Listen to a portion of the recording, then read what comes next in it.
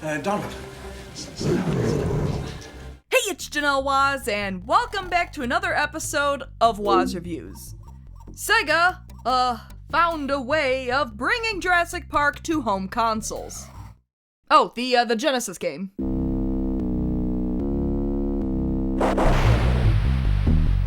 The year is 1993. The beloved 1990 Michael Crichton novel about a theme park of dinosaurs gone horribly awry is made into a movie that kickstarted a fascination with dinosaurs for every 90s kid. I call it Billy and the Clonosaurus. Jurassic Park was huge. Not only were its special effects praised and aged remarkably well decades later, but it spawned a whole series of merchandise. You patented it and packaged it and slapped it on a plastic lunchbox, and now you're selling it. You're selling it. Lunchboxes, action figures, drinkware, pogs, and of course, video games.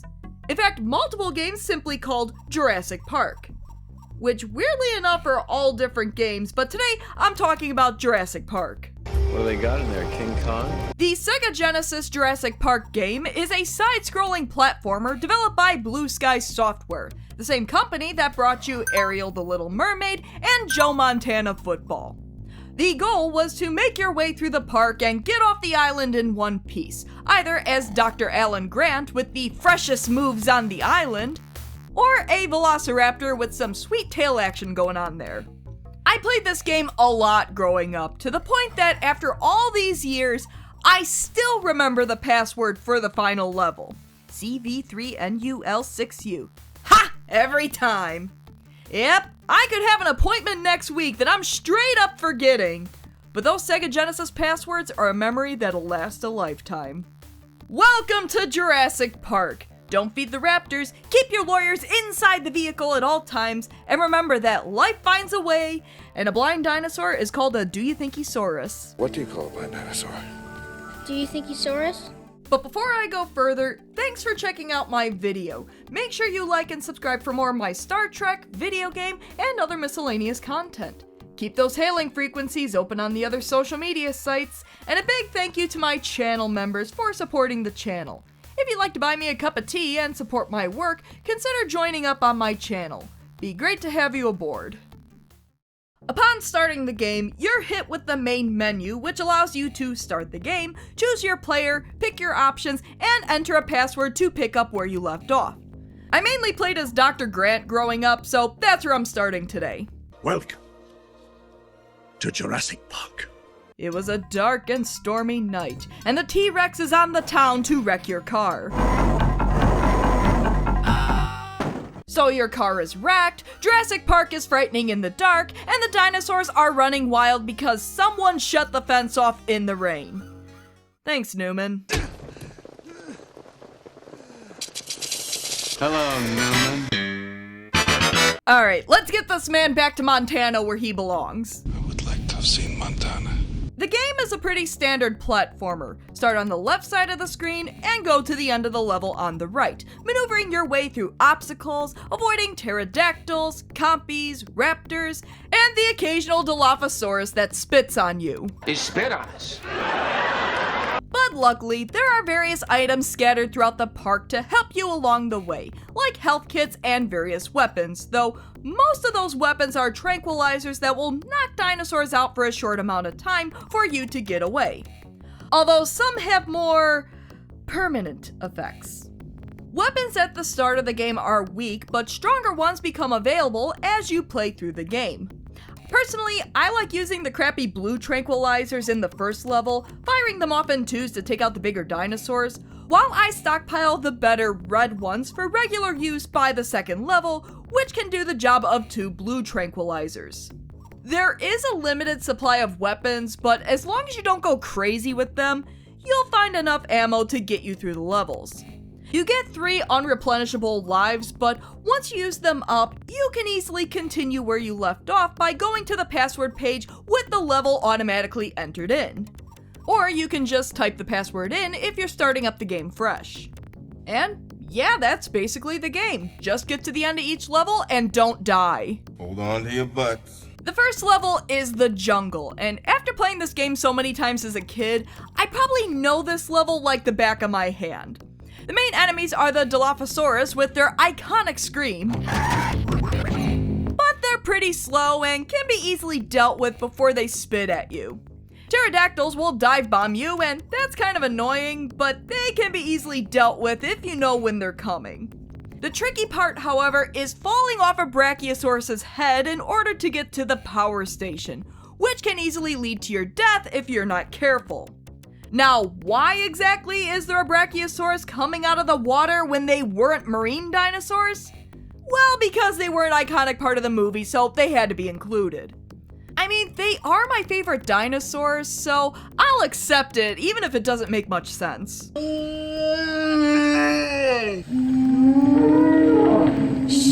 The power station is a rather electrifying experience.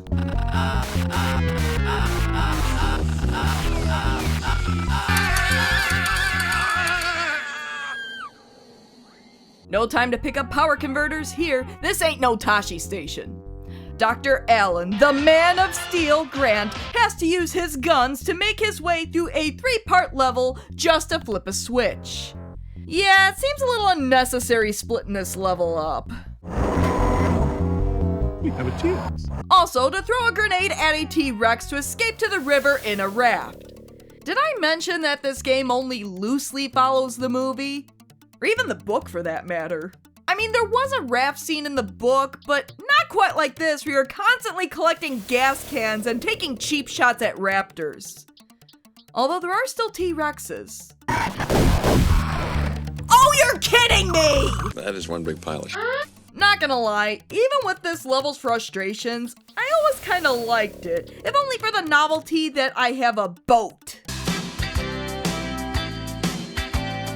Also, to do crazy things like this. Again, why are there so many Brachiosauruses in the water? Just think of it as kind of a big cat. That's what you did on the Sega CD, you jerk.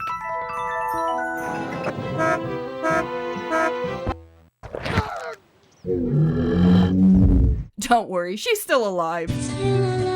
And sure, this may look like a pump station, but with all the pipes and yucky green water, I see a sewer. That is one big pile of shit. In fact, I used to get stuck in this level a lot because of the massive amounts of bullshit.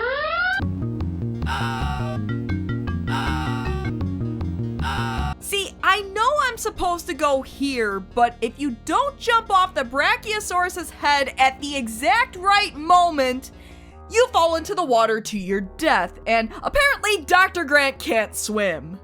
Even though this happens in Jurassic Park 3. I know, we shouldn't talk about the other Jurassic Park movies, and we were all a lot happier when there was only one. Alan! At the very least, we don't have to do anything specific at the pump station, just turn the valves off so we don't get steam pressed on our way out. Also, to take a cheap shot at a raptor. Oh, come on, he'll live! Or die of embarrassment. Butcha. Well, after climbing with those arms of steel, floating on a box over some precarious liquid, and wasting grenades trying to make a quick getaway, it's making my way through a canyon to... Oh my gosh, why does every Genesis game need to have a volcano level? And how the hell are so many dinosaurs not only alive in here, but thriving in an active volcano? I mean, how? Your scientists were so preoccupied with whether or not they could, they didn't stop to think if they should. Finally, a level that bears some resemblance to the movie, the Visitor Center. And the Raptors apparently have a bone to pick with me. I used to play this level a lot because, again, I had the code memorized for the past 20 plus years. And honestly, for a final level, there's nothing super crazy in here. Raptors chasing me? Been there. Dilophosaurus spitting at me? Done that. Outrunning a raptor in the ceiling? Alright, that's new, but at least it happened in the movie. Kind of. And finally, it's the big showdown, the main hall of the Visitor Center, probably one of the most iconic places in the movie. Sans T-Rex, of course. The one where the raptor smiles directly at the camera. But Dr. Grant just brings down the skeletons, does an all-knowing shrug, and escapes the island in a helicopter. After careful consideration, I've decided not to endorse your park. And now that Dr. Grant is off the island, let's see what kind of chaos the Raptor will get into. The Raptor is hot on Grant's trail. She doesn't have a whole arsenal of weapons at her disposal, but she's fast and can bite, claw, and even lunge forward for attacks. She can also jump pretty high and can even eat compies and drumsticks lying around for extra health, which I almost always step on and completely lose out on. The Raptor doesn't have to deal with pterodactyls or T-Rexes, but there's a whole army of fully armed guards gunning for her. Which begs the question, where were these guys during the Grant levels? I could have used their help. Clever girl. These guys can make getting up on certain platforms a challenge, but jumping on them like Mario on a Goomba will generally take care of them. In some ways, these levels are easier and faster than the Grant levels, but you kind of feel like you're a bull in a china shop as you rampage through the levels. The Grant levels, on the other hand, feel much more elegant, but require a little more thought and skill. Now, I could probably go through each of the Raptor levels, but honestly, they're not all that different from the Grant levels. You have the jungle, the power station, the pump station, the canyon, and finally, the visitor center. Yeah, the Raptor doesn't visit the river or the volcano that's home to every other Raptor in the park. The Raptor levels aren't quite the same as Grant's. They have different layouts that require high jumps that Grant couldn't possibly make without something to climb onto. But to be honest, they're not different enough from Grant's levels. Go through a green jungle, avoid electricity at the power plant, don't fall in the water at the pump station, navigate your way through the cliffs of the canyon. They're simply not different enough. Heck, this would have been a great opportunity to have unique Raptor levels, but no, instead we just get 5 of the 7 levels that Grant has, but with different layouts. The pump station is still annoying though. It requires you to blindly jump on platforms or fall to your death. It really forces you to calculate these really long jumps. Hey, that was a cheap shot! Butcha. The end of each Raptor level usually has Grant narrowly escaping. Or not really, but the story still requires it. But the Raptor also winds up at the visitor center. Follow Grant's scent into the main hall. Shake a leg if you want to escape the island. Again, the visitor center has a similar setup as the Grant level, only with armed guards. I do like that the one part with the ceiling is set up almost identically to the Grant level. You know, because it was in the movie. But as before, the showdown is in the main hall, this time with Grant standing on the display throwing grenades.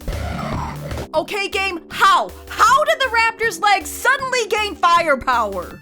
Heck, a huge part of the T-Rex skull bonked me on the head and it was no big deal. And then the display explodes. Freedom! Sweet freedom! Hey, am I boarding the Titanic right now? And that was Jurassic Park on the Sega Genesis. While it certainly has its flaws, I'll always have a soft spot for it as someone who grew up loving Jurassic Park. It does noticeably lag in some areas, especially in the pump station. Some levels require you to blindly leap into danger or to your death, and multiple attempts might be required to get through the levels, which wasn't unheard of at the time. In fact, many fans consider the sequel, Jurassic Park Rampage Edition, to be the better game, and it certainly runs a lot nicer than this game. Nevertheless, I still prefer the first Jurassic Park game. Okay, it could be the nostalgia talking, but this game looks and feels like Jurassic Park in a way that Rampage Edition doesn't. Rampage Edition was more about blasting your way through the park, but Jurassic Park is mostly about survival, and most of the weapons just put the dinosaurs to sleep. Wait, no, not like that, he's still breathing! And sure, I wish this game felt more connected to the events of the movie, but it still feels like it takes place in the same universe as the movie. Rampage Edition, not so much, it feels like it's its own thing. And even though I prefer the Grant levels over the Raptor levels, I like that you have the option to play as either one. Want to rampage through the park? Play as the Raptor. Want to problem solve? Go with Grant. It wins in both camps. It might not be perfect, but Jurassic Park on the Sega Genesis is truly a piece of the 90s, 65 million years in the making. Tell them to send the damn helicopters. So what about you? Have you played Jurassic Park on the Sega Genesis? Did you love it? Did you hate it? Have you played other Jurassic Park games, and how do they compare? What's your favorite Jurassic Park game? And what are some of your favorite games based on a movie? Please leave comments below and discuss. As always, thanks for tuning in to another episode of Waz Reviews. If you like what you see, why not give my video a like and subscribe to my channel? Tell your friends. Until next time. The Pirates of the Caribbean breaks down. The pirates don't eat the tourists.